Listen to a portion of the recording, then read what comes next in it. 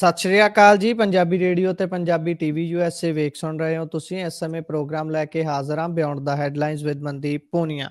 ਇਸ ਪ੍ਰੋਗਰਾਮ ਦੇ ਵਿੱਚ ਸੀਨੀਅਰ ਪੱਤਰਕਾਰ ਮਨਦੀਪ ਪੂਨੀਆ ਜੀ ਦਾ ਸਾਥ ਹੁੰਦਾ ਹੈ ਤੇ ਦੇਸ਼ ਵਿਦੇਸ਼ ਦੇ ਨਾਲ ਜੁੜੀਆਂ ਹੋਈਆਂ ਸਾਰਾ ਦਿਨ ਸੁਰਖੀਆਂ ਬਣੀਆਂ ਰਹੀਆਂ ਖਬਰਾਂ ਦੇ ਉੱਪਰ ਚਾਨਣਾ ਪਾਈਦਾ।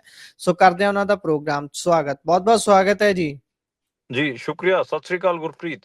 ਸਤਿ ਸ਼੍ਰੀ ਅਕਾਲ ਜੀ। ਸੋ ਸਭ ਤੋਂ ਪਹਿਲੀ ਖਬਰ ਤੇ ਆਪਾਂ ਚੱਲਦੇ ਹਾਂ। ਆਖਰਕਾਰ ਅੱਜ ਜਿਹੜੇ ਜ਼ੋਰ ਲੱਗੇ ਹੋਏ ਸੀ ਬਹੁਤ ਸਾਰੇ ਕੈਂਡੀਡੇਟਾਂ ਦੇ, ਵੱਖ-ਵੱਖ ਪਾਰਟੀਆਂ ਨੇ ਆਪਣੇ ਸਿਰ ਧੜ ਦੀ ਬਾਜੀ ਲਾਈ ਬਿਹਾਰ ਦੇ ਵਿੱਚ, ਤੇ ਬਿਹਾਰ 'ਚ ਅੱਜ ਪਹਿਲੇ ਫੇਜ਼ ਦੀ ਵੋਟਿੰਗ ਹੋ ਗਈ ਹੈ ਜੀ। ਇਸ ਵੋਟਿੰਗ ਦੇ ਦੌਰਾਨ ਐ ਹੋ ਨਹੀਂ ਸਕਦਾ ਵੀ ਬਿਹਾਰ ਵਰਗੀ ਸਟੇਟ ਹੋਵੇ ਤੇ ਉੱਥੇ ਕੋਈ ਹੰਗਾਮਾ ਨਾ ਹੋਵੇ।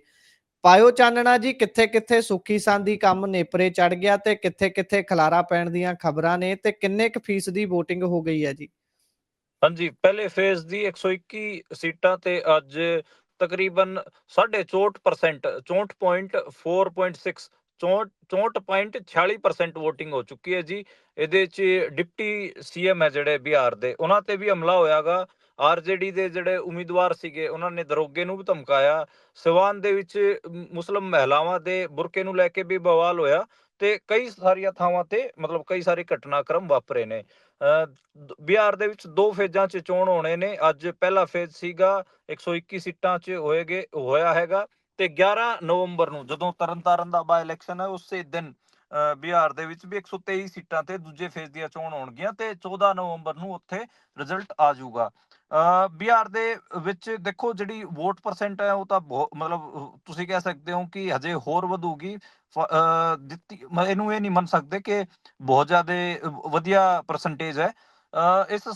ਤੇ 10 ਜ਼ਿਲ੍ਹਿਆਂ ਦੇ ਵਿੱਚ ਈਵੀਐਮ ਦੇ ਵਿੱਚ ਵੀ ਖਰਾਬੀ ਆਈ। ਉੱਥੇ ਵੀ ਲੋਕਾਂ ਨੇ ਨਾਅਰੇਬਾਜ਼ੀ ਕੀਤੀ ਤੇ ਵੋਟ ਚੋਰੀ ਦੇ ਨਾਅਰੇ ਲਾਏ। ਇਸ ਤੋਂ ਇਲਾਵਾ ਜੇ ਆਪਾਂ ਗੱਲ ਕਰ ਲਈਏ ਤੇ ਲਖੀਸਰਾਏ ਦੇ ਵਿੱਚ ਜਿਹੜੇ ਬਿਹਾਰ ਦੇ ਉਪ ਮੁੱਖ ਮੰਤਰੀ ਨੇ, ਡਿਪਟੀ ਸੀਐਮ ਨੇ, ਉਹਨਾਂ ਦੀ ਗੱਡੀ ਤੇ ਹਮਲਾ ਵੀ ਕੀਤਾ ਤੇ ਉਹ ਆਰਜੇਡੀ ਦੇ ਜਿਹੜੇ ਉੱਥੇ ਆਗੂ ਸੀਗੇ ਉਹਨਾਂ ਨਾਲ ਆਮਣੇ ਸਾਹਮਣੇ ਵੀ ਭਿੜ ਗਏ ਸੀਗੇ। ਕਈਆਂ ਹੋਰ ਥਾਵਾਂ ਤੇ ਵੀ ਜਿਵੇਂ ਵੈਸਾਲੀ ਉੱਥੇ ਇੱਕ ਇਲਾਕਾ ਗਾ, ਉੱਥੇ ਸੀਏਪੀਐਫ ਦੇ ਜਵਾਨਾਂ ਤੇ ਜਿਹੜੀ ਉੱਥੇ ਸਿਕਿਉਰਿਟੀ ਫੋਰਸਿਸ ਸੀ ਉਹਨਾਂ ਤੇ ਪਥਰਾਓ ਵੀ ਕੀਤਾ ਗਿਆ। ਹੋਰ ਇਸ ਤੋਂ ਇਲਾਵਾ ਜੇ ਆਪਾਂ ਗੱਲ ਕਰੀਏ ਉੱਦਾਂ ਵਾਇਲੈਂਸ ਦੀ ਕੋਈ ਖਬਰ ਨਹੀਂ, ਕੋਈ ਮਤਲਬ ਇਹ ਨਹੀਂ ਆਇਆ ਕਿ ਕਿਸੇ ਦੀ ਮੌਤ ਵਗੈਰਾ ਦਾ ਤਾਂ ਖਬਰ ਨਹੀਂ ਆਈ ਹੈ। ਪਰ ਬੂਥ ਕੈਪਚਰਿੰਗ ਦੀ ਘਟਨਾ ਦੀ ਆਈ ਸੀਗੀ ਕਿ ਇੱਕ ਪਿੰਡ 'ਚ ਬੂਥ ਕੈਪਚਰ ਕਰਨਾ ਚਾਹੁੰਦੇ ਸੀਗੇ ਲਖੀਸਰਾਏ ਦੇ ਵਿੱਚ, ਪਰ ਉੱਥੇ ਪੁਲਿਸ ਨੇ ਫਿਰ ਫਲੈਗ ਮਾਰਚ ਕੱਢਿਆ। ਉਸ ਤੋਂ ਬਾਅਦ ਚੀਜ਼ਾਂ ਹੋ ਰਹੀਆਂ। ਪਰ ਮੁਸਲਮਾਨ ਇਲਾਕਿਆਂ ਦੇ ਵਿੱਚ ਇਹ ਦੇਖਣ ਨੂੰ ਮਿਲਿਆ ਕਿ ਜਿਹੜੀ ਫੋਰਸਿਸ ਸੀ, ਸਿਕਿਉਰਿਟੀ ਫੋਰਸਿਸ ਸੀ, ਉਹ ਮੁਸਲਮਾਨਾਂ ਨੂੰ ਆਪਾਂ ਦੇਖਿਆ ਕਿ ਜਿਵੇਂ ਸਿਵਾਨ ਦੇ ਵਿੱਚ ਮੁਸਲਮਾਨ ਮਹਿਲਾਵਾਂ ਦੇ ਬੁਰਕਿਆਂ ਨੂੰ ਲੈ ਕੇ ਬਹੁਤ ਵਿਵਾਦ ਉੱਠਿਆ। ਉਹਨਾਂ ਦੇ ਜਦੋਂ ਬੁਰਕਿਆਂ ਨੂੰ ਹਟਾਉਣ ਦੀ ਗੱਲ ਆਈ ਉਦੋਂ ਫਿਰ ਉੱਥੇ ਮੁਸਲਿਮ ਮਹਿਲਾਵਾਂ ਨੇ ਹੰਗਾਮੇ ਵੀ ਕੀਤੇ। ਤੇ ਮੁਸਲਿਮ ਇਲਾਕਿਆਂ 'ਚ ਵੋਟਿੰਗ ਸਲੋ ਵੀ ਦੇਖਣ ਨੂੰ ਮਿਲੀ ਕਿਉਂਕਿ ਉੱਥੇ ਜਿਹੜੇ ਪੁਲਿਸੀਏ ਸੀਗੇ ਹੋਰ ਉਹਨਾਂ ਦੀ ਵੋਟਾਂ ਦੀ ਜਿਹੜੀ ਚੈਕਿੰਗ ਸੀਗੀ ਉਹ ਜ਼ਿਆਦਾ ਸਖਤ ਜੀ। ਕਰ ਰੱਖੀ ਸੀਗੀ ਤੇ ਮੁਸਲਮਾਨਾਂ ਨੂੰ ਵੋਟ ਪਾਉਣ ਤੋਂ ਆਪਾਂ ਦੇਖਿਆ ਕਿ ਉੱਥੇ ਉਹਨਾਂ ਦੇ ਬੂਥਾਂ 'ਚ ਇਲੈਕਸ਼ਨ ਨੂੰ ਸਲੋ ਰੱਖਿਆ ਗਿਆ। ਜੀ, ਸੋ ਇਹ ਸੀ ਜੀ ਪਹਿਲੇ ਫੇਜ਼ ਦੀ ਵੋਟਿੰਗ ਬਿਹਾਰ ਦੀ, ਜਿਸ ਦੀ ਆਪਾਂ ਗੱਲ ਕੀਤੀ ਹੈ। ਹੁਣ ਆਪਾਂ ਇਸ ਤੋਂ ਅੱਗੇ ਜੇਕਰ ਵਧੀਏ ਤਾਂ ਚਾਨਣਾ ਪਾਇਓ, ਕੱਲ ਰਾਹੁਲ ਗਾਂਧੀ ਹੁਣੀ ਇੱਕ ਖੁਲਾਸਾ ਹੋਰ ਕੀਤਾ ਸੀ ਵੋਟ ਚੋਰੀ ਨੂੰ ਲੈ ਕੇ, ਜਿਸ ਦੇ ਵਿੱਚ ਉਹ ਇੱਕ ਬ੍ਰਾਜ਼ੀਲੀਅਨ ਮਾਡਲ ਦੀ ਗੱਲ ਕਰਦੇ ਨੇ, ਉਸ ਦੀ ਫੋਟੋ ਦਿਖਾਉਂਦੇ ਨੇ ਤੇ ਦਾਅਵਾ ਕਰਦੇ ਨੇ ਕਿ ਇਸ ਬੀਬੀ ਦੀ ਤਸਵੀਰ ਦੇ ਨਾਲ 22 ਜਗ੍ਹਾ ਤੇ 22 ਵੋਟਾਂ ਪਈਆਂ ਨੇ 10 ਅਲੱਗ-ਅਲੱਗ ਬੂਥਾਂ ਦੇ ਉੱਪਰ। ਤੇ ਇਸ ਤੋਂ ਬਾਅਦ ਉਹ ਬੀਬੀ ਸੀ ਜਿਹੜੀ ਜਿਸ ਦੀ ਫੋਟੋ ਰਾਹੁਲ ਗਾਂਧੀ ਹੁਣੀ ਦਿਖਾ ਰਹੇ ਸੀ, ਉਹ ਖੁਦ ਆਪ ਸਾਹਮਣੇ ਆ ਕੇ ਉਸਨੇ ਇਸ ਵੀਡੀਓ ਤੇ ਰਿਐਕਸ਼ਨ ਦਿੱਤਾ ਹੈ ਜੀ। ਹਾਂਜੀ, ਰਾਹੁਲ ਗਾਂਧੀ ਨੇ ਦੱਸਿਆ ਕਿ ਕਿਵੇਂ 10 ਬੂਥਾਂ ਦੇ ਵਿੱਚ 22 ਵੋਟਾਂ ਇਸ ਬ੍ਰਾਜ਼ੀਲੀਅਨ ਮਾਡਲ ਦੀ ਸੀਗੀਆਂ ਤੇ ਅੱਜ ਉਸ ਬ੍ਰਾਜ਼ੀਲੀਅਨ ਮਾਡਲ ਨੇ ਆਪਣੇ ਅਕਾਊਂਟ ਤੋਂ ਇੱਕ ਵੀਡੀਓ ਸ਼ੇਅਰ ਕੀਤੀ ਹੈ। ਹਾਲਾਂਕਿ ਉਹ ਜਿਹੜੀ ਪੁਰਤਗੀਜ਼ ਲੈਂਗੁਏਜ ਹੈ ਉਹਦੇ 'ਚ ਉਹ ਆਪਣੀ ਗੱਲ ਰੱਖ ਰਹੇ ਨੇ ਤੇ ਉਹਨੇ ਕਿਹਾ ਕਿ ਉਹਨੇ ਆਪਣੀ ਜ਼ੁਬਾਨ 'ਚ ਕਿਹਾ ਕਿ ਦੋਸਤੋ ਮੈਂ ਤੁਹਾਨੂੰ ਇੱਕ ਜੋਕ ਸੁਣਾਉਣ ਜਾ ਰਹੀ ਹਾਂ। ਇਹ ਬਹੁਤ ਬੁਰਾ ਹੈਗਾ। ਮੇਰੀ ਤਸਵੀਰ ਦਾ ਕਿਸੇ ਪੁਰਾਣੀ ਤਸਵੀਰ ਦਾ ਇਸਤੇਮਾਲ ਹੋ ਰਿਹਾ ਗਾ ਤੇ ਉਹ ਵੀ ਇੰਡੀਆ ਦੇ ਵਿੱਚ ਹੋ ਰਿਹਾ ਗਾ। ਇੰਡੀਆ ਦੇ ਵਿੱਚ ਲੋਕ ਮੇਰੀ ਫੋਟੋ ਨੂੰ ਲੈ ਕੇ ਇੱਕ ਦੂਜੇ ਨਾਲ ਲੜ ਰਹੇ ਨੇ ਤੇ ਬਹੁਤ ਅਜੀਬ ਹੈ। ਮੈਂ ਤਾਂ ਸਿਰਫ ਇੰਡੀਆ ਬਾਰੇ ਨਮਸਤੇ ਜਾਣਦੀ ਹਾਂ, ਨਮਸਤੇ ਤੋਂ ਵੱਧ ਤਾਂ ਮੈਂ ਕੋਈ ਜਾਣਦੀ ਵੀ ਨਹੀਂ। ਤਾਂ ਇਹ ਉਹਨਾਂ ਵੱਲੋਂ ਅੱਜ ਕਹੀ ਗਈ ਹੈ। ਤੇ 22 ਥਾਵਾਂ ਤੇ ਉਸ ਮਾਡਲ ਦੀ ਜਿਹੜੀ ਫੋਟੋ ਲਾ ਕੇ ਆਪਾਂ ਕਹਿ ਲਈਏ ਕਿ ਲਾ ਰੱਖੀ ਸੀਗੀ, ਵੋਟਾਂ ਬਣੀਆਂ ਹੋਈਆਂ ਸੀ। ਇਸ ਤੋਂ ਇਲਾਵੇ ਬਹੁਤ ਸਾਰੀਆਂ ਵੋਟਾਂ ਕੱਟੀਆਂ ਵੀ ਗਈਆਂ ਸੀ। ਅੱਜ ਕਈ ਥਾਵਾਂ ਤੋਂ ਹਰਿਆਣੇ ਦੇ ਵਿੱਚੋਂ ਕਈ ਪਿੰਡਾਂ ਤੋਂ ਜਿਹੜੇ ਲੋਕ ਹੈ ਉਹ ਬਾਹਰ ਨਿਕਲ ਕੇ ਆਏ, ਜਿਨ੍ਹਾਂ ਨੇ ਦੱਸਿਆ ਕਿ ਸਾਡੀ ਲੋਕ ਸਭਾ ਚੋਣਾਂ ਵੇਲੇ ਤਾਂ ਮਤਲਬ ਵੋਟਾਂ ਸੀਗੀਆਂ, ਪਰ 3 ਮਹੀਨੇ ਬਾਅਦ ਜਦੋਂ ਵਿਧਾਨ ਸਭਾ ਦੇ ਚੋਣ ਹੋਏ ਉਦੋਂ ਸਾਡੀਆਂ ਵੋਟਾਂ ਕੱਟੀਆਂ ਗਈਆਂ ਸੀ। ਤੇ ਅੱਜ ਹਰਿਆਣੇ ਦੇ ਵਿੱਚ ਖਾਸਾ ਰੌਲਾ ਚੱਲਦਾ ਰਿਹਾ। ਪਰ ਜਿਹੜੀ ਬੀਜੇਪੀ ਦਾ ਰਿਐਕਸ਼ਨ ਤੁਹਾਨੂੰ ਦੱਸਦੇ ਹਾਂ, ਬੀਜੇਪੀ ਦੇ ਜਿਹੜੇ ਹਰਿਆਣਾ ਦੇ ਮੁੱਖ ਮੰਤਰੀ ਨੇ, ਉਹਨਾਂ ਨੇ ਰਾਹੁਲ ਗਾਂਧੀ ਨੂੰ ਯੁਵਰਾਜ ਕਿਹਾ ਤੇ ਕਿਹਾ ਕਿ ਜਿਹੜਾ ਇਹ ਯੁਵਰਾਜ ਹੈ, ਇਹ ਤਾਂ ਇਹਨੂੰ ਪਤਾ ਨਹੀਂ ਹੈ ਕਿ ਗਰਾਊਂਡ ਤੇ ਕੀ ਕੁਝ ਚੱਲਦਾ ਹੈਗਾ। ਤਾਂ ਇੱਕ ਹਿਸਾਬ ਨਾਲ ਇੱਕ ਰਣਨੀਤੀ ਵੀ ਬਣਾਈ ਹੈ ਹਰਿਆਣੇ ਦੀ ਬੀਜੇਪੀ ਨੂੰ, ਕਿਉਂਕਿ ਹਰਿਆਣੇ ਦੀ ਬੀਜੇਪੀ ਸਰਕਾਰ ਖਾਸੀ ਰਾਹੁਲ ਗਾਂਧੀ ਦੇ ਖੁਲਾਸੇ ਤੋਂ ਬਾਅਦ ਬਦਨਾਮ ਹੋ ਰਹੀ ਹੈ। ਤਾਂ ਫਿਰ ਉਹਨਾਂ ਨੇ ਜੀ ਇਸ ਨੂੰ ਟੈਕਲ ਕਰਨ ਵਾਸਤੇ ਜਿਹੜੀ ਗੋਦੀ ਮੀਡੀਆ ਉਹਦੇ ਵਿੱਚ ਬਹੁਤ ਸਾਰੀਆਂ ਖਬਰਾਂ ਵੀ ਚਲਵਾਈਆਂ ਆਪਣੇ ਹੱਕ 'ਚ। ਤਾਂ ਮਤਲਬ ਉਹਨਾਂ ਨੇ ਇੱਕ ਰਣਨੀਤੀ ਬਣਾਈ ਜਿਹਦੇ 'ਚ 5 ਪੁਆਇੰਟ ਨੇ। 5 ਜੀ ਪੁਆਇੰਟ ਮਤਲਬ ਇੱਕ ਤਾਂ ਉਹ ਮੀਡੀਆ 'ਚ ਆਪਣੀਆਂ ਗੱਲਾਂ ਰੱਖਣਗੇ, ਆਪਣੇ ਜੀ ਜੀ ਉਹ ਵਿਧਾਇਕਾਂ ਨੂੰ ਅਤੇ ਕਾਰਿਆਕਰਤਾਵਾਂ ਨੂੰ ਪਿੰਡ ਪਿੰਡ ਭੇਜਣਗੇ ਤੇ ਜੀ ਮਸ਼ਹੂਰੀ ਕਰਾਉਣਗੇ। ਤੀਜਾ ਚੌਥਾ ਉਹਨਾਂ ਨੇ ਮਤਲਬ ਜਿਹੜੀ ਆਰਐਸਐਸ ਦੀ ਟੀਮ ਹੈ ਉਹ ਮੀਟਿੰਗਾਂ ਲਊਗੀ। ਤੇ ਪੰਜਵਾਂ ਜਿਹੜਾ ਉਹਨਾਂ ਦੀ ਆਈਟੀ ਸੈੱਲ ਹੈ ਉਹ ਲਗਾਤਾਰ ਕਾਂਗਰਸ ਅਤੇ ਰਾਹੁਲ ਗਾਂਧੀ ਦੇ ਜਿਹੜੇ ਪੁਰਾਣੀਆਂ ਚੀਜ਼ਾਂ ਨੇ ਉਹਨਾਂ ਨੂੰ ਅੱਗੇ ਵਧਾ ਕੇ ਉਹਨਾਂ ਨੂੰ ਝੂਠਾ ਸਾਬਿਤ ਕਰਨਗੇ। ਜੀ। ਇਸ ਤੋਂ ਅੱਗੇ ਜੇਕਰ ਚੱਲੀਏ ਤਾਂ ਉਧਰ ਕ੍ਰਿਕਟਰ ਸੁਰੇਸ਼ ਰੈਨਾ ਤੇ ਧਵਨ ਨੇ ਦੋਨਾਂ ਦੀ ਪ੍ਰਾਪਰਟੀ ਅਟੈਚ ਹੋਈ ਹੈ ਤੇ ਕਰੋੜਾਂ 'ਚ ਜੇਕਰ ਇਸ ਨੂੰ ਗਿਣੀਏ ਤਾਂ 11 ਕਰੋੜ ਤੋਂ ਵੱਧ ਦੀ ਪ੍ਰਾਪਰਟੀ ਦੱਸੀ ਜਾ ਰਹੀ ਹੈ। ਇਹ ਕਿਉਂ ਅਟੈਚ ਹੋਈ ਹੈ ਜੀ? ਇਹਨਾਂ ਨੇ ਇਹੋ ਜਿਹਾ ਕੀ ਕਰਾ ਕਰਤਾ? ਜੀ ਬਿਲਕੁਲ। ਸਾਬਕਾ ਕ੍ਰਿਕਟਰ ਸੁਰੇਸ਼ ਰੈਨਾ ਅਤੇ ਸਿਖਰ ਧਵਨ, ਉਹ ਦੋਵੇਂ ਜਾਣੇ ਇੱਕ ਬੈਟਿੰਗ ਐਪ ਹੈਗੀ ਆ 1x ਬੈਟ, ਉਹਦਾ ਪ੍ਰਮੋਸ਼ਨ ਕਰਦੇ ਸੀਗੇ। ਤੇ ਉਹਦੇ 'ਚ ਉਹਨਾਂ ਦੀ ਇਨਵੈਸਟਮੈਂਟ ਵੀ ਸੀਗੀ ਤੇ ਉੱਥੇ ਉਹਦੇ 'ਚ ਫਿਰ ਉਹ ਪੈਸੇ ਕਮਾ ਰਹੇ ਸੀਗੇ। ਇਸ ਕਰਕੇ ਅੱਜ ਈਡੀ ਨੇ ਸੁਰੇਸ਼ ਰੈਨਾ ਦੇ 6.5 ਕਰੋੜ ਰੁਪਏ ਦੀ ਅਤੇ 4.5 ਕਰੋੜ ਦੀ ਸਿਖਰ ਧਵਨ ਦੀ, ਇਹਨਾਂ ਦੋਵਾਂ ਦੀ ਪ੍ਰਾਪਰਟੀ ਨੂੰ ਅਟੈਚ ਕੀਤਾ ਹੈ। ਸਾਰੀ ਮਿਊਚੁਅਲ ਫੰਡ ਵਾਲੀ ਜਿਹੜੀ ਪ੍ਰਾਪਰਟੀ ਸੀ, ਮਿਊਚੁਅਲ ਫੰਡ 'ਚ ਇਹਨਾਂ ਨੇ ਜਿਹੜੇ ਪੈਸੇ ਇਨਵੈਸਟ ਕਰ ਰੱਖੇ ਸੀ ਉਹ ਅਟੈਚ ਕੀਤੇ ਜੀ ਹੈਗੇ ਆ। ਈਡੀ ਦੇ ਅਫੀਸ਼ੀਅਲ ਸੋਰਸਿਸ ਨੇ ਵੀ ਅੱਜ ਇਹ ਜਾਣਕਾਰੀ ਕਈ ਨਿਊਜ਼ ਏਜੰਸੀਆਂ ਨੂੰ ਵੀ ਦਿੱਤੀਆਂ ਹੈਗੀਆਂ। ਸਤੰਬਰ ਮਹੀਨੇ 'ਚ ਇਹ ਜਿਹੜੀ ਈਡੀ ਨੇ ਇਹਨਾਂ ਦੀ ਬੈਟਿੰਗ ਐਪ ਤੇ ਕਾਰਵਾਈ ਕੀਤੀ ਸੀ। ਉਹਦੇ 'ਚ ਕ੍ਰਿਕਟਰ ਯੁਵਰਾਜ ਸਿੰਘ, ਸੁਰੇਸ਼ ਰੈਨਾ, ਰੋਬਿਨ ਉਥੱਪਾ, ਸਿਖਰ ਧਵਨ, ਸੋਨੂ ਸੂਦ, ਮਿਮੀ ਚੱਕਰਵਰਤੀ ਅਤੇ ਅੰਕੁਸ਼ ਹਾਜਰਾ, ਇਹ ਕਈ ਸਾਰੇ ਸੀਗੇ। ਇਹਨਾਂ ਨਾਲ ਪੁੱਛਗਿੱਛ ਕੀਤੀ ਗਈ ਸੀਗੀ ਤੇ ਲੋਕ ਇਹ ਵੀ ਕਹਿ ਰਹੇ ਨੇ ਕਿ ਯੁਵਰਾਜ ਸਿੰਘ ਅਤੇ ਜਿਹੜੇ ਪੰਜਾਬੀ ਐਕਟਰ ਨੇ ਸੋਨੂ ਸੂਦ, ਦੋਵਾਂ ਤੇ ਵੀ ਗਾਜ ਡਿੱਗ ਸਕਦੀ ਹੈ ਤੇ ਉਹਨਾਂ ਜੀ ਤੇ ਵੀ ਕਾਰਵਾਈ ਕੁਝ ਹੋ ਸਕਦੀ ਹੈ। ਹਜੇ ਜੀ 50 ਤੋਂ ਵੱਧ ਦੱਸਿਆ ਜਾ ਰਿਹਾ ਹੈਗਾ ਕਿ ਖਾਤਿਆਂ ਨੂੰ ਖੰਗਾਲਿਆ ਜਾ ਰਿਹਾ ਹੈਗਾ ਤੇ ਇਹ ਵੀ ਦੇਖਿਆ ਜਾ ਰਿਹਾ ਹੈਗਾ ਕਿ ਕੀ ਚੀਜ਼ਾਂ ਇਹਦੇ 'ਚ ਹੋਈਆਂ, ਕੀ ਅਣਗਹਿਲੀਆਂ ਨੇ। ਹਰਭਜਨ ਸਿੰਘ ਦਾ ਵੀ ਨਾਂ ਇਹਦੇ 'ਚ ਹੈਗਾ, ਜਿਹੜੇ ਕਿ ਆਮ ਆਦਮੀ ਪਾਰਟੀ ਦਾ ਅੱਜਕੱਲ ਰਾਜ ਸਭਾ ਸਾਂਸਦ ਵੀ ਹਨ। ਤੇ 18 ਸਾਲ ਪੁਰਾਣਾ ਬੈਟਿੰਗ ਐਪ ਹੈ ਤੇ ਹਾਲਾਂਕਿ ਇਹ ਇੰਡੀਆ 'ਚ ਬੈਨ ਹੈ, ਪਰ ਇੰਡੀਆ ਦੇ ਵਿੱਚ ਕਈ ਸਾਰੀਆਂ ਥਾਵਾਂ ਤੇ ਦੱਸਿਆ ਜਾ ਰਿਹਾ ਹੈਗਾ ਕਿ ਇਹਨੂੰ ਚਲਾਇਆ ਗਿਆ। ਤੇ ਹੋਰ ਇੰਡੀਆ ਤੋਂ ਬਾਹਰ ਵੀ ਖਾਸਾ ਚਾਂਸ ਬੇਸਡ ਗੇਮਸ ਹੈਗਾ ਇਹ। ਤੇ ਇਹਦੇ 'ਚ ਖਾਸਾ ਆਪਾਂ ਕਹੀਏ ਕਿ ਪੈਸਾ ਇਹਨਾਂ ਕ੍ਰਿਕਟਰਾਂ ਨੇ ਕਮਾਇਆ ਤੇ ਉਹਦੇ ਕਰਕੇ ਇਹ ਕਹਿ ਲਈਏ ਕਿ ਹੁਣ ਵਿਵਾਦਾਂ ਦੇ ਘੇਰੇ 'ਚ ਹੈਗਾ। ਜੀ। ਸੋ ਇਸ ਤੋਂ ਆਪਾਂ ਅਗਲੀ ਗੱਲ ਦੇ ਵੱਲ ਵਧਦੇ ਹਾਂ ਤਾਂ ਉਧਰ ਹਰਿਆਣੇ ਦੇ ਵਿੱਚ ਬੀਜੇਪੀ ਅਧਿਆਕਸ਼ ਸਿੰਗਰ ਤੇ ਰੇਪ ਕੇਸ ਦੀ ਸੁਣਵਾਈ, ਇਹ ਕੀ ਸਾਰਾ ਮਾਮਲਾ ਹੈ ਜੀ? ਹਾਂਜੀ, ਬੀਜੇਪੀ ਦੇ ਜਿਹੜੇ ਸੂਬਾ ਪ੍ਰਧਾਨ ਨੇ ਉਹਨਾਂ ਦਾ ਜੀ ਮਾਮਲਾ ਚੱਲ ਰਿਹਾ ਹੈਗਾ ਜੀ। ਤੇ ਉਹਨਾਂ ਤੇ ਤੁਹਾਨੂੰ ਯਾਦ ਹੋਊਗਾ ਪਿਛਲੇ ਸਾਲ ਅਸੀਂ ਖਬਰ ਬ੍ਰੇਕ ਕੀਤੀ ਸੀਗੀ ਕਿ ਹਿਮਾਚਲ ਦੇ ਵਿੱਚ ਉਹਨਾਂ ਦੇ ਖਿਲਾਫ ਇੱਕ ਕੁੜੀ ਨੇ ਰੇਪ ਕੇਸ ਲਗਾਏ ਸੀਗੇ, ਮੋਹਨ ਲਾਲ ਬਡੋਲੀ, ਅਤੇ ਸਿੰਗਰ ਜਿਹੜਾ ਇਹਦਾ ਗਾਣਾ ਸੁਖਬੀਰ ਬਾਦਲ ਹੋਣਾ ਦਾ ਗਾਣਾ ਵੀ ਗਾ ਕੇ ਗਿਆ ਸੀਗਾ, ਆਪਣਾ ਜੀ ਕੀ ਕਹਿੰਦੇ ਉਹਨੂੰ, ਰੋਕੀ ਮਿੱਤਲ। ਤੇ ਰੋਕੀ ਜੀ ਜੀ ਮਿੱਤਲ, ਕਸੌਲੀ ਪੁਲਿਸ ਨੇ ਦੋਵਾਂ ਦੇ ਖਿਲਾਫ ਮਾਮਲਾ ਦਰਜ ਕੀਤਾ ਸੀਗਾ, ਪਰ ਉਹ ਕੇਸ ਕਲੋਜ਼ ਕਰ ਦਿੱਤਾ ਸੀ ਕਿਉਂਕਿ ਉਹਨਾਂ ਦੇ ਦੋਵਾਂ ਦੇ ਖਿਲਾਫ ਸਬੂਤ ਨਹੀਂ ਮਿਲੇ ਸੀ।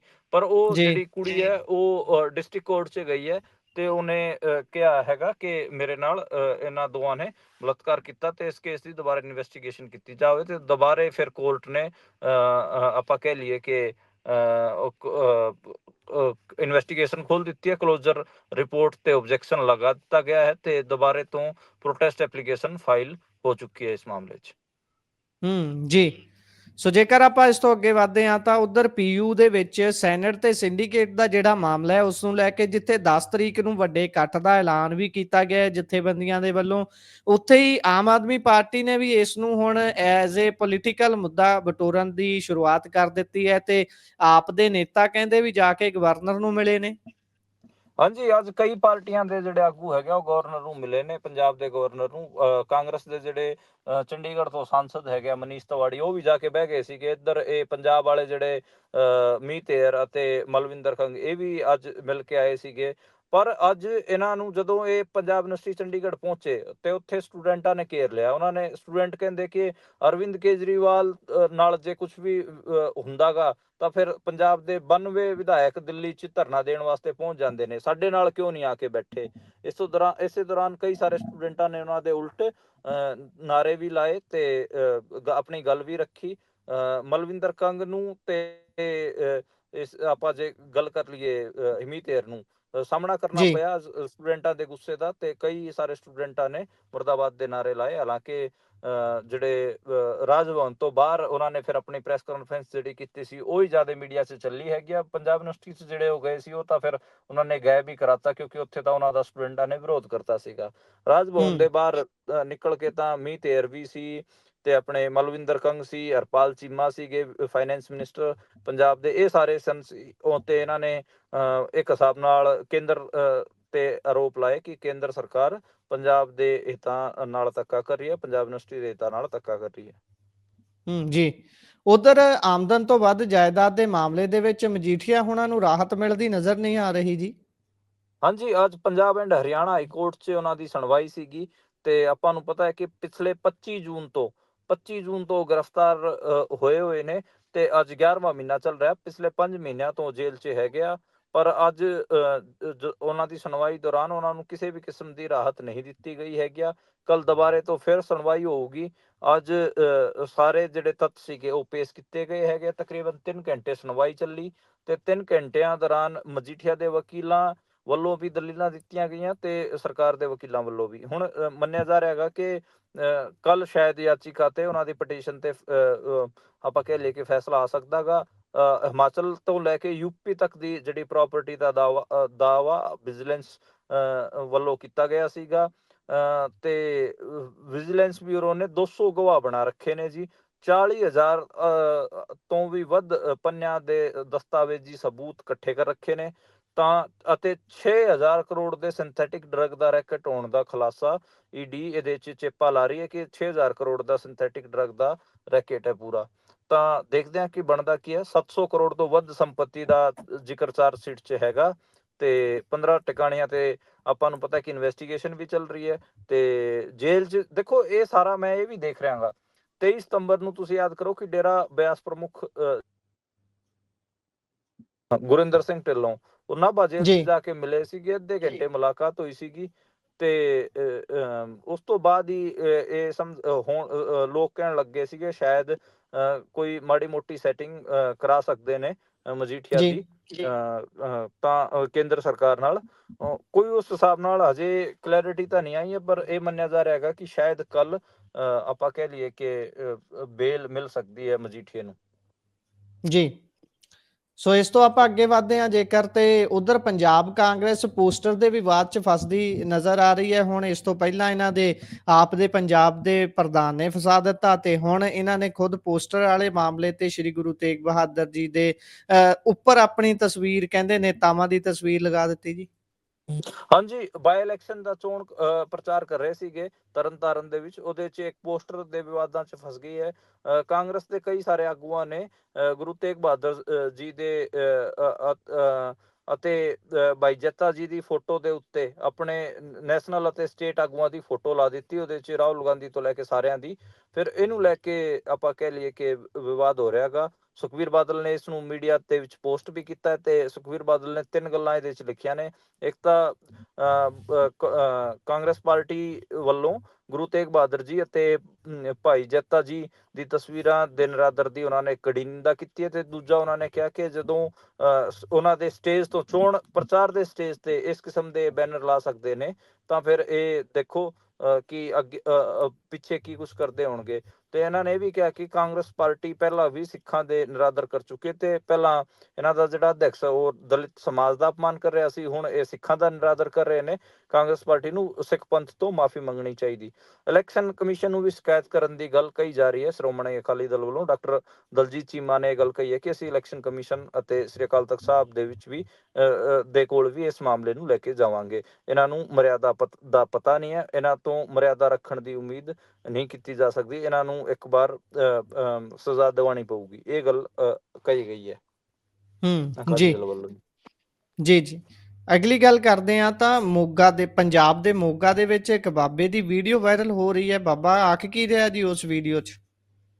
ਦੇਖੋ, ਇਹ ਇੱਕ ਪਖੰਡੀ ਬਾਬੇ ਦੀ ਵੀਡੀਓ ਵਾਇਰਲ ਹੋ ਰਹੀ ਹੈ ਤੇ ਉਹ ਮਹਿਲਾ ਦੇ ਜਿਹੜੀ ਆਕਸੀਜਨ ਵਾਲੀ ਨਲੀ ਹੈ ਉਹਨੂੰ ਹਟਾ ਕੇ, ਉਹ ਕੁੜੀ ਵਿਚਾਰੀ ਬਿਮਾਰ ਸੀ ਤੇ ਉਹਦੇ ਸਰ ਤੇ ਫੂਕ ਮਾਰ ਰਿਹਾ ਹੈਗਾ ਤੇ ਸ਼ਿਵਮਨਾਥ ਇਸ ਬਾਬੇ ਦਾ ਨਾਂ ਦੱਸਿਆ ਜਾ ਰਿਹਾ ਹੈਗਾ। ਲੇਕਿਨ ਉਸ ਕੁੜੀ ਨੂੰ ਕੋਈ ਆਪਾਂ ਕਹਿ ਲਈਏ ਕਿ ਕੋਈ ਫਾਇਦਾ ਤਾਂ ਹੋਇਆ ਨਹੀਂ, ਬਲਕਿ ਜਿਹੜੀ ਮਹਿਲਾ ਹੈ ਉਹ ਥੋੜੇ ਦੇਰ ਬਾਅਦ ਹੱਫਣ ਲੱਗ ਪਈ। ਤਾਂ ਫਿਰ ਜਦੋਂ ਦੇਖਿਆ ਬਾਬੇ ਨੇ ਕਿ ਇੱਥੇ ਤਾਂ ਵੀਡੀਓ ਵਗੈਰਾ ਬਣਾਈ ਜਾ ਰਹੀ ਹੈ, ਤਾਂ ਫਿਰ ਉਹਨੇ ਕਿਹਾ ਕਿ ਹਜੇ ਉਹਨੂੰ ਕੋਈ ਰਾਸਤਾ ਦਿਖਿਆ ਨਹੀਂ, ਇਸ ਕਰਕੇ ਆਕਸੀਜਨ ਦੀ ਜਿਹੜੀ ਨਲੀ ਹੈ ਉਹ ਦੁਬਾਰੇ ਲਾ ਦੋ, ਤੇ ਉਹਨੇ ਦੁਬਾਰੇ ਲਵਾਤੀ। ਤੇ ਯਾਨੀ ਕਿ ਉਹ ਟੋਟਕਾ ਕਰਨਾ ਚਾਹ ਰਿਹਾ ਸੀਗਾ, ਪਰ ਉਹ ਕੁੜੀ ਵਾਪਸ ਚਲੀ ਗਈ। ਤੇ ਉਹ ਜਿਹੜਾ ਬਾਬਾ ਹੈਗਾ ਉਹ ਫੂਕ ਮਾਰ ਕੇ ਇਸ ਕਿਸਮ ਦੇ ਢੋਂਗ ਵਗੈਰਾ ਕਰਕੇ ਕਹਿੰਦਾ ਹੈਗਾ ਕਿ ਮੈਂ ਇਲਾਜ ਕਰਦਾ, ਪਰ ਉੱਥੇ ਉਹਨੂੰ ਲੈ ਕੇ ਖਾਸਾ ਵਿਵਾਦ ਵੀ ਹੋਇਆ ਕਿਉਂਕਿ ਕਈ ਸਾਰੇ ਜਿਹੜੇ ਮਰੀਜ਼ ਵਿਚਾਰੇ ਸੋਸ਼ਲ ਮੀਡੀਆ ਤੇ ਵੀਡੀਓ ਦੇਖ ਕੇ ਆਏ ਹੋਏ ਸੀ, ਪਰ ਉਹਨਾਂ ਦਾ ਕੁਝ ਬਣਿਆ ਨਹੀਂ। ਇਸ ਕਿਸਮ ਦਾ ਜੀ ਧੰਦਾ ਜੀ ਪੰਜਾਬ 'ਚ ਵੀ ਚੱਲਣ ਲੱਗ ਪਿਆ। ਇਸ ਕਿਸਮ ਦੇ ਬਾਬੇ ਇੰਸਟਾਗ੍ਰਾਮ ਵਗੈਰਾ ਤੇ ਸੋਸ਼ਲ ਮੀਡੀਆ ਤੇ ਖਾਸੀਆਂ ਆਪਣੀਆਂ ਰੀਲਾਂ ਵਾਇਰਲ ਕਰਦੇ ਨੇ, ਤੇ ਜਿਹੜੇ ਗਰੀਬ ਬੰਦਾ ਵਿਚਾਰਾ ਜਿਹੜਾ ਜਿਹਦਾ ਬਾਹਰ ਇਲਾਜ ਨਹੀਂ ਹੋ ਪਾ ਰਿਹਾ, ਉਹ ਆਪਣੇ ਬੱਚਿਆਂ ਨੂੰ ਲੈ ਕੇ, ਆਪਣੇ ਪਰਿਵਾਰ ਨੂੰ ਲੈ ਕੇ ਪਹੁੰਚ ਜਾਂਦਾ ਗਾ। ਹੁੰਦਾ ਇਹਨਾਂ ਤੋਂ ਵੀ ਕੱਖ ਨਹੀਂ, ਪਰ ਇਹ ਹੈ ਕਿ ਇਹ ਫਿਰ ਗਲਤ ਰਾਹ ਪਾ ਦਿੰਦੇ ਨੇ, ਗਲਤ ਪਾਸੇ ਪਾ ਦਿੰਦੇ ਨੇ, ਤੇ ਇਹ ਹੈ। ਜੀ ਜੀ ਇਸ ਤੋਂ ਅੱਗੇ ਚੱਲਦੇ ਹਾਂ ਤਾਂ ਮੇਵਾਤ ਦੇ ਵਿੱਚ ਕਿਸਾਨਾਂ ਦਾ ਜਿਹੜਾ ਭੂਮੀ ਅਧਿਗ੍ਰਹਿਣ ਦੇ ਮੁਆਵਜ਼ੇ ਦੇ ਵਿੱਚ ਮਾਮਲਾ ਉੱਠ ਰਿਹਾ ਹੈ, ਉਹ ਕੀ ਜੀ ਸਾਰੀ ਗੱਲਬਾਤ ਹੈ? ਜੀ ਉੱਥੇ ਲਗਾਤਾਰ ਪ੍ਰੋਟੈਸਟ ਚੱਲ ਰਿਹਾ ਹੈਗਾ ਰੋਜ਼ਗਾ ਮੇਵ ਦੇ ਵਿੱਚ, ਤੇ ਉੱਥੇ ਲਗਾਤਾਰ ਆਪਾਂ ਨੂੰ ਦੇਖਣ ਨੂੰ ਮਿਲ ਰਿਹਾ ਹੈਗਾ ਕਿ ਜਿਹੜੇ ਕਿਸਾਨ ਨੇ ਉਹ ਬੈਠੇ ਨੇ, ਤੇ ਲਗਾਤਾਰ ਉੱਥੇ 1 ਸਾਲ ਹੋ ਗਿਆ ਤੇ 1600 ਏਕੜ ਜ਼ਮੀਨ ਸਰਕਾਰ ਲੈਣਾ ਚਾਹੁੰਦੀ ਹੈ, ਐਕਵਾਇਰ ਕਰਨਾ ਚਾਹੁੰਦੀ ਹੈ, ਪਰ ਉੱਥੋਂ ਦੇ ਕਿਸਾਨ ਕਹਿ ਰਹੇ ਕਿ ਅਸੀਂ ਜ਼ਮੀਨ ਸਰਕਾਰ ਨੂੰ ਨਹੀਂ ਦੇਵਾਂਗੇ। ਰੋਜ਼ਗਾ ਮੇਵ ਪਿੰਡ ਹੈ ਜੀ, ਉੱਥੇ ਜਿਹੜੇ ਮੇਵ ਕਿਸਾਨ ਨੇ ਉਹ ਲਗਾਤਾਰ ਉੱਥੇ ਅੰਦੋਲਨਰਤ ਨੇ। ਜੀ ਪਿਛਲੇ 20 ਮਹੀਨਿਆਂ ਦੇ ਕਰੀਬ ਤੋਂ ਇਹ ਧਰਨਾ ਚੱਲ ਰਿਹਾ ਹੈ। ਇਸ ਤੋਂ ਅੱਗੇ ਜੇਕਰ ਆਪਾਂ ਚੱਲੀਏ ਤਾਂ ਪੰਜਾਬ ਨੇ ਹੜ੍ਹ ਦੀ ਮਾਰ ਝੱਲੀ, ਬਹੁਤ ਲੋਕ ਵੱਡੀ ਗਿਣਤੀ ਦੇ ਵਿੱਚ ਹਰ ਪਾਸਿਓਂ ਸੇਵਾ ਲੈ ਕੇ ਪਹੁੰਚੇ ਪੰਜਾਬ ਦੇ ਬਾਹਰੋਂ, ਵੱਖ-ਵੱਖ ਸਟੇਟਾਂ ਤੋਂ, ਤੇ ਹੁਣ ਤੋਂ ਕਿਸਾਨ ਆਏ ਨੇ ਕਿਸਾਨਾਂ ਦੀ ਹੈਲਪ ਕਰਨ ਦੇ ਲਈ ਸੇਵਾ ਦੇ ਰੂਪ 'ਚ ਟਰੈਕਟਰ ਟਰਾਲੀਆਂ ਤੇ ਬਿਜਾਈ ਦੀਆਂ ਮਸ਼ੀਨਾਂ ਲੈ ਕੇ ਪਹੁੰਚੇ ਜੀ। ਹਾਂ, ਸ੍ਰੀ ਗੰਗਾਨਗਰ ਤੋਂ, ਹਨੂਮਾਨਗੜ੍ਹ ਤੋਂ, ਉਸ ਇਲਾਕੇ ਤੋਂ ਜੀ ਲੋਕ ਆਏ ਨੇ, ਤੇ ਉਹ ਬਿਜਾਈ ਵਾਸਤੇ ਕਣਕ ਦੇ ਬੀਜ ਵੀ ਲੈ ਕੇ ਆਏ ਨੇ, ਤੇ ਆਪਣੇ ਟਰੈਕਟਰ ਟਰਾਲੀਆਂ ਤੇ ਹੋਰ ਵੀ ਜਿਹੜੀ ਮਸ਼ੀਨਰੀ ਹੈ ਉਹ ਲੈ ਕੇ ਆਏ ਹੋਏ ਨੇ, ਬੀਜਣ ਵਾਲੀ ਮਸ਼ੀਨਾਂ ਵੀ ਲੈ ਕੇ ਆਏ ਹੋਏ ਨੇ।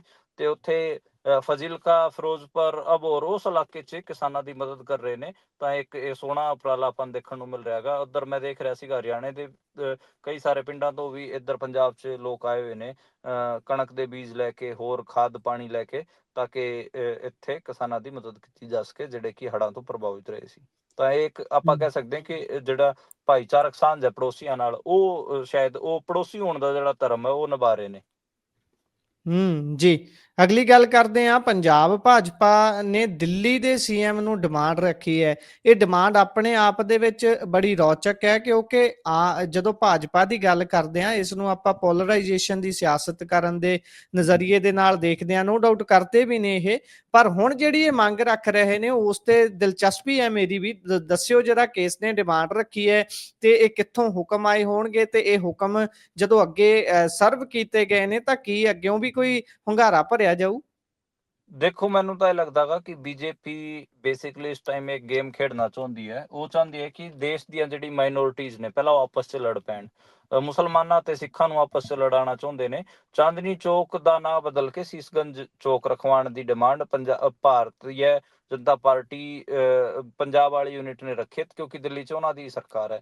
ਤੇ ਹੋਰ ਵੀ ਜਿਹੜੇ ਮੈਟਰੋ ਸਟੇਸ਼ਨ ਹੈਗੇ ਆ ਉੱਥੇ, ਉਹਨਾਂ ਦੇ ਨਾਂ ਬਦਲਣ ਦੀ ਵੀ ਗੱਲ ਕਹੀ ਜਾ ਰਹੀ ਹੈ। ਹੁਣ ਇਹਦੇ 'ਚ ਦੇਖੋ, ਮੈਨੂੰ ਇਹ ਲੱਗਦਾ ਗਾ ਕਿ ਇਹੀ ਪ੍ਰੋਜੈਕਟ, ਕਿਉਂਕਿ ਉਹ ਜਿਹੜਾ ਚਾਂਦਨੀ ਚੌਕ ਵਾਲਾ ਇਲਾਕਾ ਗਾ ਉਹ ਸਾਰਾ ਪੁਰਾਣੀ ਦਿੱਲੀ ਹੈ, ਓਲਡ ਦਿੱਲੀ ਹੈ, ਤੇ ਉਹ ਓਲਡ ਦਿੱਲੀ ਰੇਲਵੇ ਸਟੇਸ਼ਨ ਦਾ ਵੀ ਨਾਂ ਬਦਲਣ ਦੀ ਜਿਹੜੀ ਗੱਲ ਹੈ ਉਹ ਵੀ ਚਲਾ ਰੱਖੀ ਹੈ ਜੀ। ਇਸ ਤੋਂ ਇਲਾਵਾ ਆਪਾਂ ਨੂੰ ਪਤਾ ਕਿ ਨਾਲ ਦੀ ਨਾਲ ਉਹ ਸਾਂਝਾ ਉਹ ਜਿਹੜੇ ਮੁਗਲ ਬਾਦਸ਼ਾਹ ਸੀ ਸਾਂਝਾ, ਉਹਨਾਂ ਨੇ ਇਹਨੂੰ ਵਸਾਇਆ ਸੀਗਾ।